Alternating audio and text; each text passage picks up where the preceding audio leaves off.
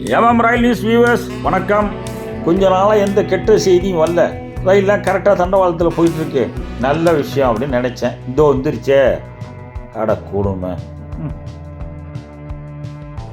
உத்தரப்பிரதேச மாநிலத்தில் ஃபதேபூர் டிஸ்ட்ரிக்ட் அது சரக்கு ரயிலோட மோதி இருக்கு. சுஜாத்பூருக்கும் ரசூலாபாத்துங்கிற 2 ஸ்டேஷன்களுக்கு இடையில தான் இந்த விபத்து நடந்திருக்கு. காலையில் 4:30 மணிக்கு நடந்துச்சான். முன்னாடி போயிட்டு இருந்த குட்சைன் நின்றுருக்கு.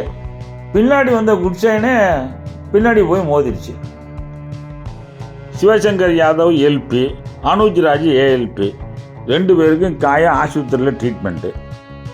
குட்ஸு பிரேக் வேண்டாம், கரப்பா மூச்சை கவுத்து போட்ட மாதிரி கிடக்குது.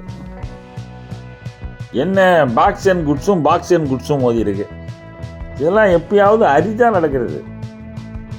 போன வருஷம் 40 ஆக்சிடெண்ட்டு, இந்த வருஷம் 30ஓடு முடிஞ்சிடும்னு நினச்சேன். 31 ஆயிட்டு. முன்னாடி நின்றுட்டு இருந்த குட்சைன் நிலக்கரி ஏற்றிட்டு வந்த குட்சைனு, ஃபுல்லாக லோடு உள்ள குட்சைனு. அதனால தான் மோதினதில் பெருசாக விபத்து நடக்கலை. அது எம்டியாக இருந்துச்சுன்னா இந்நேரம் ஏற்பட்ட பெட்டிகள் ஊட்டிட்டு கிடந்திருக்கும். இதாங்க அந்த மோதி தள்ளினா பிரேக் வேணும். ஆட்டோமேட்டிக் சிக்னல் ஏரியா, அதனால தான் முன்னாடி சிக்னலில் குட்சைன் நின்றுருக்கு. பின்னாடி வந்த குட்சைன்னு சிக்னலில் ஓவர் ஷூட் பண்ணிட்டதா சொல்கிறாங்க.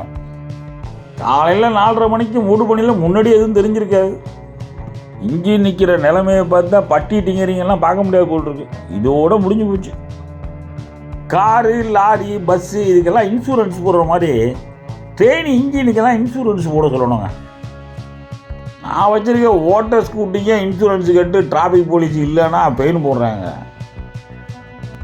17-18 கோடி இன்ஜினுக்கு இன்சூரன்ஸ் இல்லைன்னா எப்படி? என்ன இந்தியன் ரயில்வே நம்பி எவனும் பாலிசி கம்பெனிக்காரன் பாலிசி கொடுக்க மாட்டான் இன்ஜினுக்கு. அதுதான்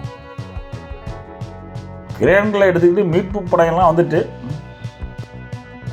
தடம் போட்ட பெட்டிகளை விட்டுவிட்டு முன்னாடி இருந்த குட்சைனை முன்னாடி கொண்டுட்டு போயிட்டாங்க.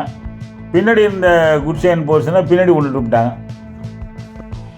பின்னாடி இருந்த குட்சைனுக்கு மட்டும் ஒரு லோக்கோ அரேஞ்ச் பண்ணியிருந்தாங்க. அதை மாட்டி இழுத்துட்டு போயிட்டாங்க. முன்னாடி இருந்த லோக்கோ கண்டிஷனாக இருந்துச்சு, எந்த பிரச்சனையும் இல்லை. அது இழுத்துட்டு போயிடுச்சு. இந்த தடம் புரண்ட இன்ஜினு, பிரேக் வேணும், இன்னும் 2 பொட்டியை அங்கேயே பரட்டி விட்டாங்க. இதெல்லாம் கிடக்குது ஓரமாக. எல்லாம் ஏறத்தாழ சாயந்தரம் நிலைமை சரியாகிட்டுங்கிறாங்க. போன வருஷம் வரைக்கும் விபத்தில் 17 பேர் இறந்து போயிட்டாங்க.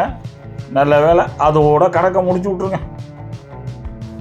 ஆக்சிடெண்ட் ஆன இன்ஜினும் பிரேக் வேணும், ஏதோ வயலுக்கு போன டிராக்டரும் டிப்பரும் மாதிரி நிற்கிது. வழக்கம் போல் விசாரணைக்கு உத்தரவிட்டுருக்காங்களாம். விசாரணை முடியட்டும், என்ன ஏதுன்னு தெரியும். சேதம் ரயிலோட போச்சு. விபத்தில் யாருக்கும் எதுவும் ஆகலை. இது விபத்தாகவே கணக்கில் எடுக்க வேண்டியதில்லை, விட்டுருங்க. இந்த ஆண்டு விபத்து 30னே வச்சுக்குவோம், விடுங்க.